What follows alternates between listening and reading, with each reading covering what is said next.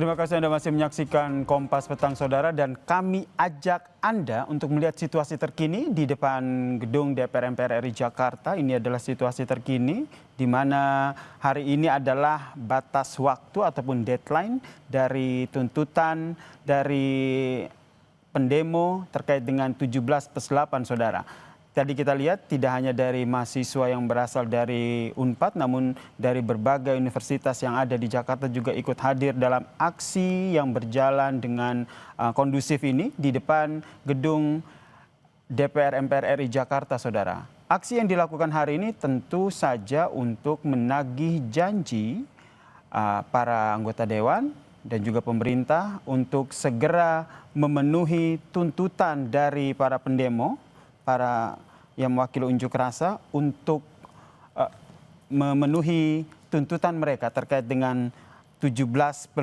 Saudara. Kalau kita lihat 17+8 ini adalah 17 untuk tuntutan jangka pendek dan juga ada 8 tuntutan jangka panjang. Dari 17 tuntutan jangka pendek ini dibagi menjadi beberapa bagian. Ada tuntutan yang difokuskan untuk kepada presiden dan juga pemerintah. Kemudian juga tuntutan juga disampaikan kepada DPR, kemudian kepada polisi, TNI maupun juga sektor ekonomi.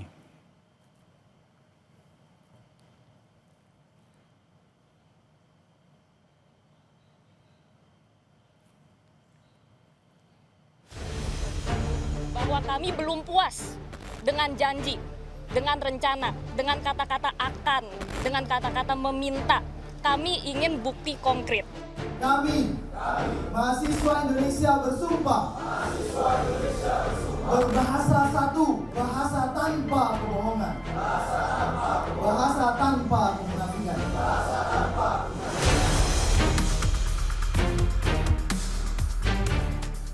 Gerakan 17+8 tuntutan rakyat bergema. Sejumlah pegiat media sosial hingga influencer sudah menyerahkan tuntutan rakyat berupa 17 tuntutan jangka pendek dan 8 tuntutan jangka panjang ke perwakilan DPR Kamis kemarin. Mereka menuntut bukti konkret dan bukan janji semata dan mengupdate kemajuannya secara transparan. Walaupun itu sudah terjadi, kami paham bahwa janji itu satu hal, tapi pelaksanaan itu adalah hal lainnya. Dan kami juga mau mengingatkan bahwa kami belum puas dengan janji, dengan rencana, dengan kata-kata akan, dengan kata-kata meminta. Kami ingin bukti konkret, kami ingin progres yang nyata. Jadi tolong Bapak Ibu, tolong dikerjakan tuntutan-tuntutan rakyat, dan tolong waktu dikerjakan diupdate dengan terbuka dan jelas, karena kami juga butuh transparansi. Sudah saatnya rakyat Indonesia yang luar biasa ini memiliki pemerintah yang layak memiliki rakyat seperti ini.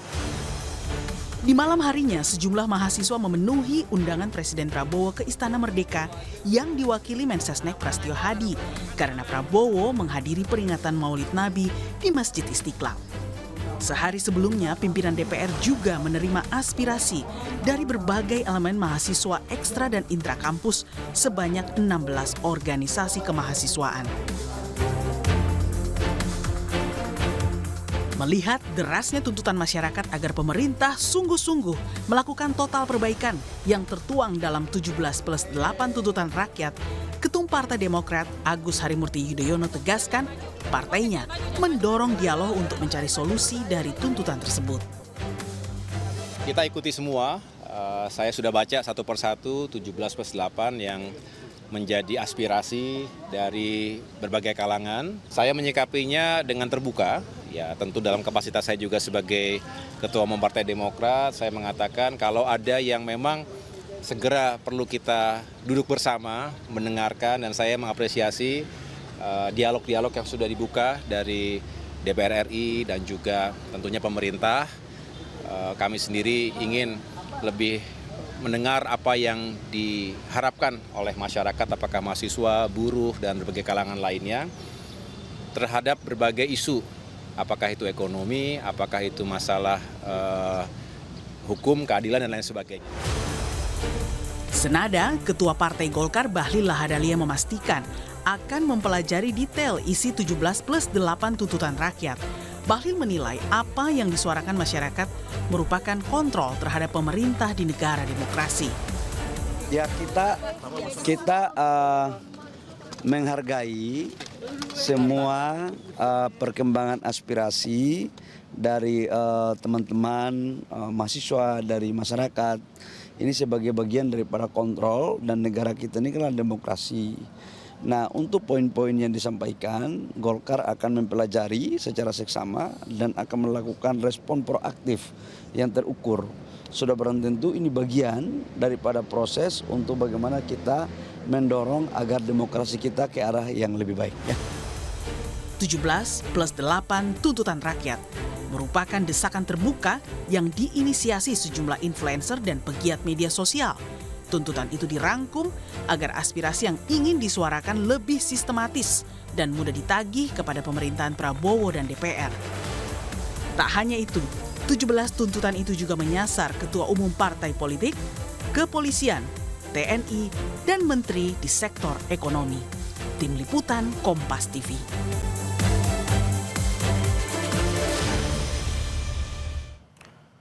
Usai bertemu dengan Presiden Prabowo Subianto, Saudara, penasihat khusus Presiden bidang politik dan keamanan Wiranto menyebut kondisi dan situasi saat ini bisa berangsur aman jika tidak ada yang terprovokasi dan menjalin dialog yang baik di ruang unjuk rasa.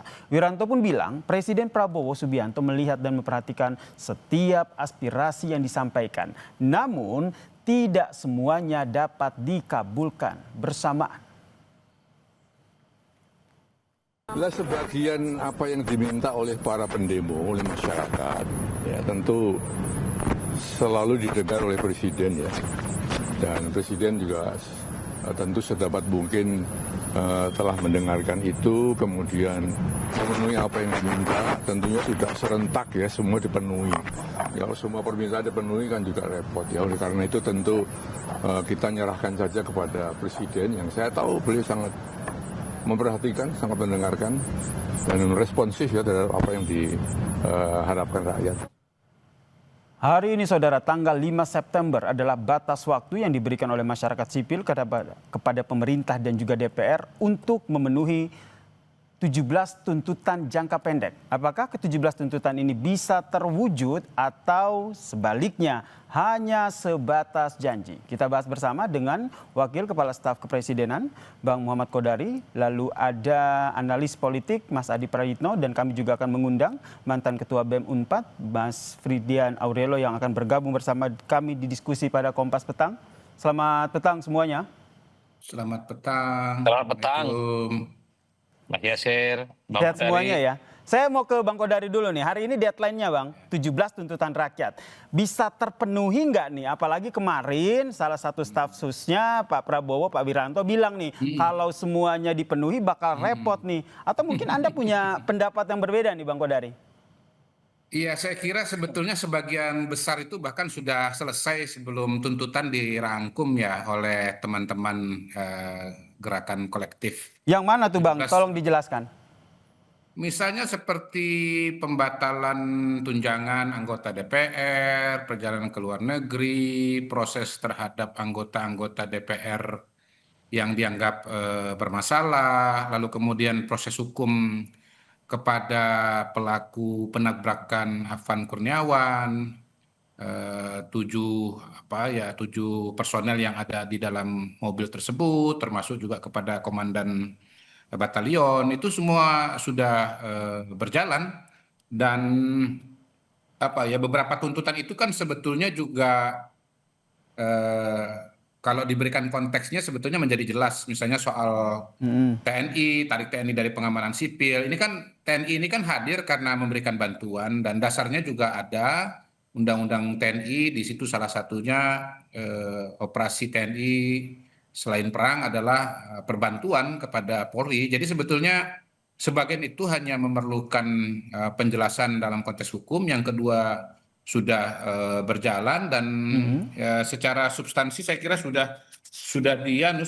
umumnya sudah dipenuhi oleh oleh para pihak yang disebut dalam tuntutan tersebut. Termasuk Mas, membentuk tim investigasi independen korban kekerasan aparat Ya. selama demonstran ini ya. Ini realisasinya seperti apa? Karena kalau sebatas hanya masih dirembukan, belum ada informasi yang disampaikan secara lugas dari pemerintah kepada rakyat, mungkin akan bias begitu, Bang. Iya, kalau saya kembali kepada substansi ya, yang diinginkan adalah keadilan, yang diinginkan adalah proses hukum yang berjalan dengan baik, dan itu sudah ditegaskan beberapa hari yang lalu oleh Presiden sendiri bersama ketua-ketua umum partai politik. Beliau, Pak Presiden maksudnya mengatakan dengan tegas agar diproses secara jelas, tegas, dan transparan. Jadi kalau kita bicara substansi, sebetulnya ini semua sudah lagi-lagi sudah dilaksanakan oleh Presiden. Secara substansi. Oke, secara substansi sudah dilaksanakan begitu oleh Presiden Prabowo Subianto dan pemerintah. Apakah itu saja sudah cukup atau ada perlu langkah konkret lainnya? Saya ke Mas Adi untuk pertanyaan ini. Ya, kalau kita membaca tuntutan rakyat 17+8, ini kan ada dua kategori jangka pendek dan jangka panjang. Yang dibicarakan hari ini tentu adalah kategori jangka pendek yang deadline-nya itu jatuh pada hari ini tanggal 5 September 2025. Kalau kita membaca target jangka pendek itu kan ada semacam kurang lebih sekitar 17 tuntutan yang disampaikan oleh kelompok-kelompok aktivis pro demokrasi yang melakukan demonstrasi. Kalau kita mau jujur sebenarnya memang ada beberapa hal yang sudah dipenuhi. Misalnya soal tunjangan DPR kan sudah di stop. Ada sikap partai politik yang menonaktifkan kader-kader mereka yang dinilai menimbulkan kontroversi dan kegaduhan. Tapi memang ada beberapa poin yang misalnya secara eksplisit masih belum bisa diwujudkan. Misalnya soal bagaimana membentuk tim investigasi secara independen untuk mengusut persoalan-persoalan yang kemarin terjadi ya. Terutama meninggalnya kawan kita, Afan Kurniawan ya, dalam tragedi di depan DPR itu. Kan sampai hari ini juga belum terbentuk. Termasuk misalnya bagaimana partai politik memecat kader-kadernya yang dinilai menimbulkan kontroversi. Yang ada partai politik itu hanya menonaktifkan dan meminta kepada DPR untuk tidak lagi memberikan fasilitas dan tunjangan apapun. Tapi minimal partai politik, DPR dan pemerintah dalam banyak hal sudah mengkonfirmasi tuntutan-tuntutan kelompok-kelompok aktivis yang memberikan sejumlah tuntutan itu. Meski pada saat yang bersamaan ada beberapa hal yang saya kira juga belum terlaksana. Misalnya soal bagaimana terkait dengan kondisi keekonomian, yaitu memastikan bahwa ada langkah-langkah strategi supaya tidak terjadi PHK. Ataupun misalnya ada langkah-langkah konkret di tengah krisis sehingga kemiskinan dan kesulitan rakyat itu bisa ada solusinya. Termasuk misalnya jangan lagi ada upah yang relatif cukup murah dan rendah kepada semua sektor kerja. Kan itu tuntutan-tuntutan di bidang ekonomi.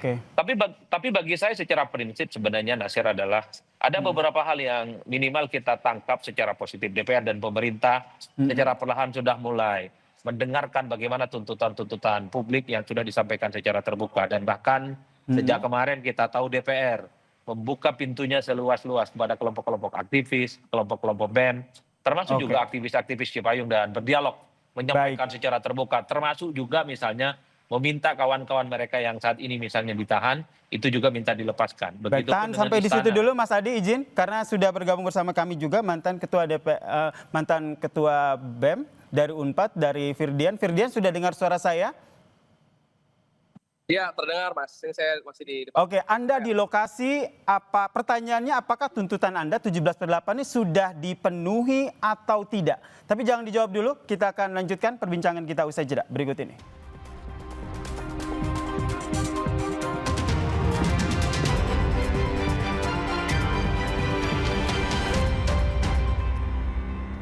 Hari ini batas waktu deadline tuntutan warga sipil 17/8 bisa terrealisasi atau tidak. Saya ke Bang Firdian. Bang Firdian, kalau tadi kata Bang Kodari ini secara substansi sebenarnya ada beberapa yang sudah terrealisasi begitu. Tapi Anda di lapangan yang mengawal tuntutan 17/8, apakah semua sudah terakomodir?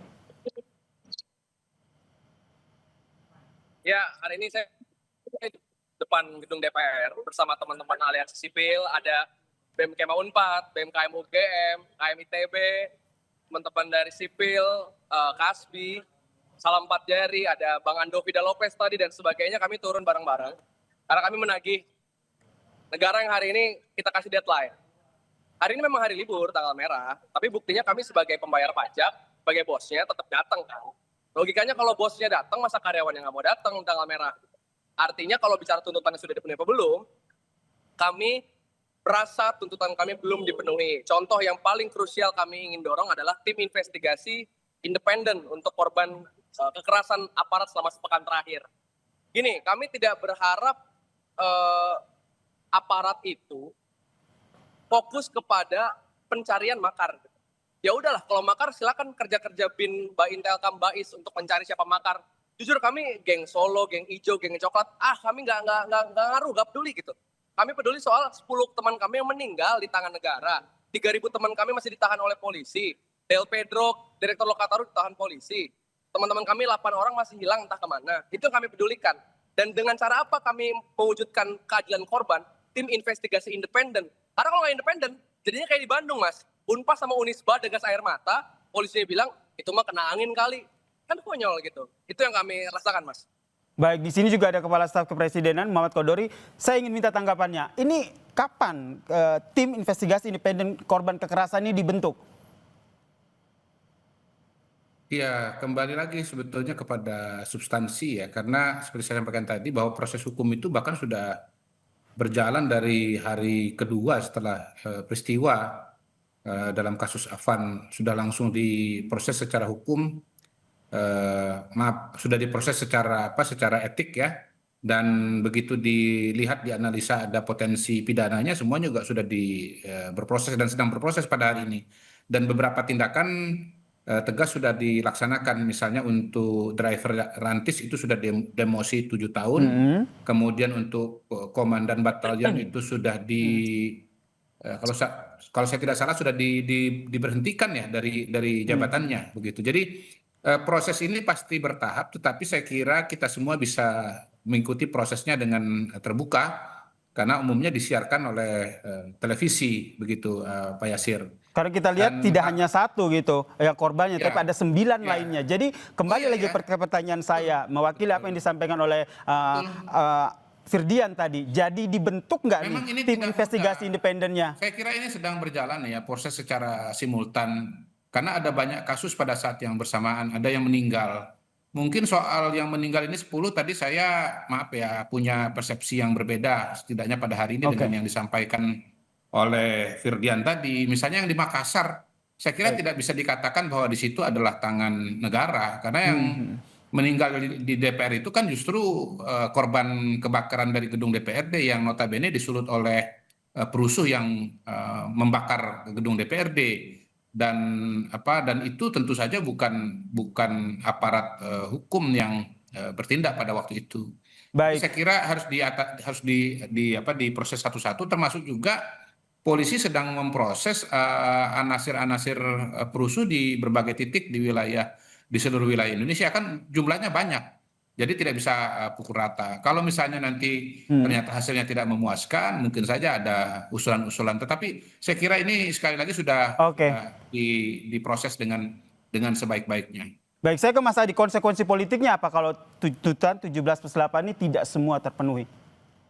Ya, saya kira memang secara prinsip pasti akan dinilai oleh publik bahwa pemerintah, DPR, partai politik, dan tim ekonomi itu belum bekerja secara maksimal. Karena 17 tuntutan itu kan belum sepenuhnya. Tapi kan kita juga harus membaca secara realistis, Mas.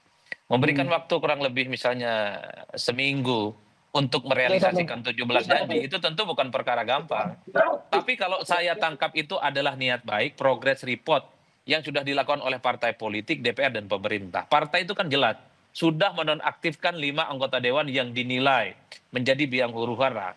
Meski pada saat yang bersamaan kita juga melihat bagaimana partai politik tidak memecat. Karena salah satu tuntutannya adalah memecat kader-kader partai yang ada di DPR yang kemarin menimbulkan kontroversi. Termasuk juga misalnya bagaimana DPR sudah berkomitmen.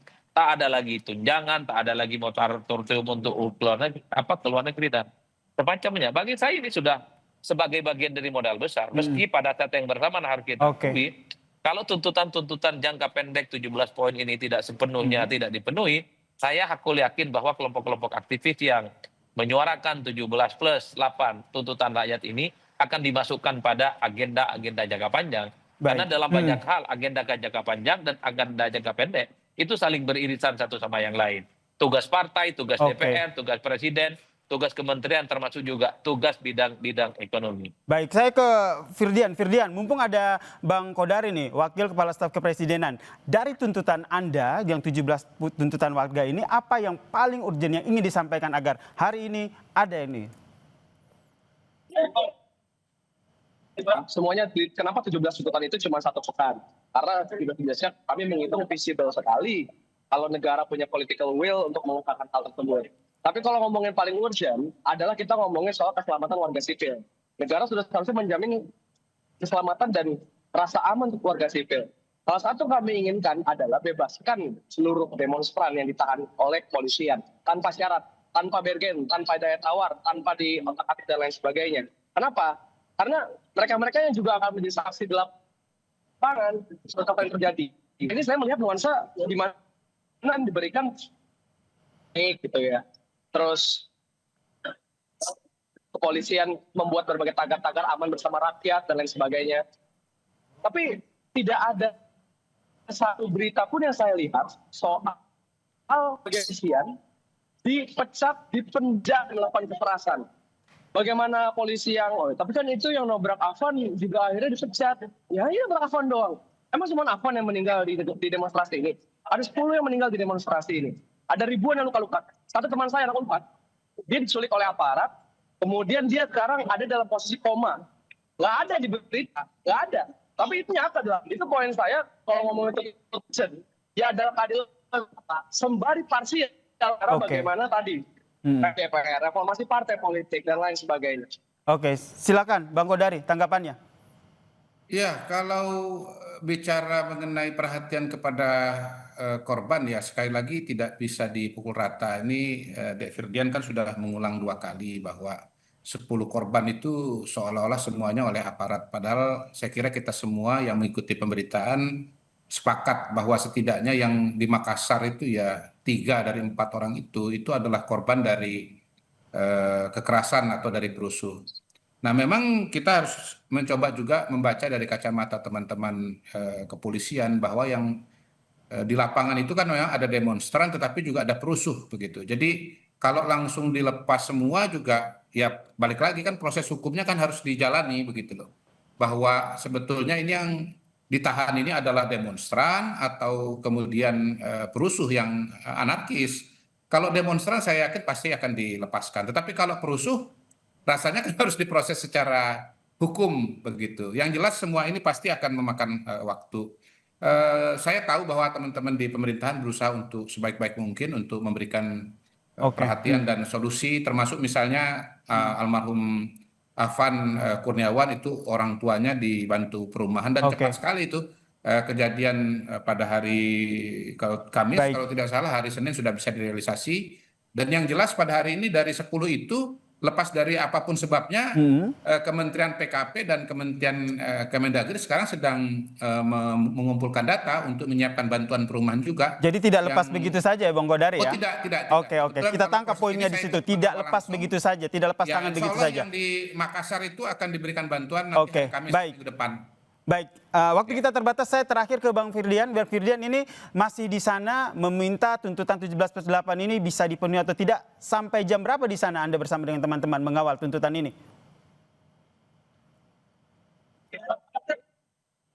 Mas, jadi hari ini nama kita tuh Seruan Aksi Damai, piknik rakyat nasional. Jadi ini pada pulang, semua lagi pada foto-foto aja. Nah, poinnya adalah kami ini sepakat dengan negara yang pengen segala hal disampaikan dengan damai. Toh masyarakat juga pengennya damai kalau misalnya bisa. Makanya poin saya gini loh. Ini kan kita udah damai nih, udah tenang, piknik. Bahkan tadi kita di panggung ada Badru yang nyanyi lalu ingat mati, ingat apa gitu. Kita benar-benar sopan itu, santai itu. Poin saya adalah, ini rakyatnya udah santai, udah damai. Nah jangan dong akhirnya negara, baik DPR, polisi, tentara, pemerintah, aji mumpung. Kita yang udah damai malah jadinya dianggap nggak punya daya tawar, nggak punya kekuatan, nggak menakutkan, nggak bisa menggoyang. Jangan kayak gitu. Kami berharap mereka semua mendengar dengan rasa damai ini tidak berarti menghilangkan rasa harapan yang kami ingin berikan. Baik. dengan aksi damai lantas tidak membuat semangat untuk terus mengawal tuntutan 17+8 ini ya. Kita nantikan seperti apa respon dari DPR maupun pemerintah seperti yang tadi sudah disampaikan oleh Bang Kodari. Terima kasih rekan-rekan telah bergabung bersama kami di diskusi Kompas Petang kali ini. Ada Wakil Kepala Staf Kepresidenan Bang Muhammad Kodari, lalu ada mantan Ketua BEM 4 Firdian, dan juga ada analis politik Mas Adi Praitno. Salam sehat semuanya.